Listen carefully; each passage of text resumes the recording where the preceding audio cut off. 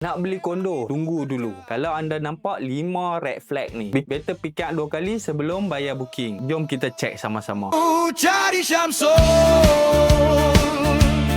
bila rumah. Red flag nombor 1, maintenance free bangunan teruk. Masuk je lobby dah nampak lantai kotor, lift selalu rosak, lampu koridor tak menyala, dinding dah mula retak. Kalau kawasan common pun tak terjaga, macam mana pula keadaan pengurusan bangunan? Red flag nombor 2, terlalu banyak unit kosong. Datang waktu malam tengok banyak unit gelap, parking pun kosong. Ini tak semestinya bermaksud projek itu bermasalah, tapi boleh menjadi petanda untuk anda menyiasat kenapa ramai tak duduk sini. Red flag nombor 3, maintenance fee tinggi tapi servis hampir. Bayar 400 atau 500 sebulan tapi gym rosak, kolam renang tak terurus, security pun macam tak wujud. You pay premium but you get basic service. Ini memang red flag. Red flag nombor 4, lokasi susah nak akses. Nak keluar masuk kena hadap traffic jam setiap hari. Jauh daripada supermarket, jauh daripada hospital, jauh daripada public transport. Ingat, location is forever. Rumah boleh renovate, lokasi tak boleh diubah. Red flag nombor 5,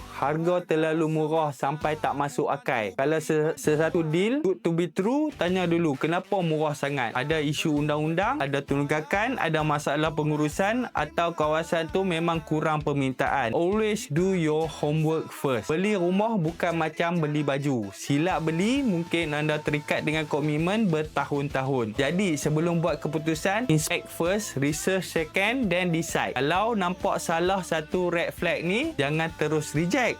Tapi pastikan anda buat semakan dan dapatkan maklumat yang lengkap terlebih dahulu. Dapat sesuatu?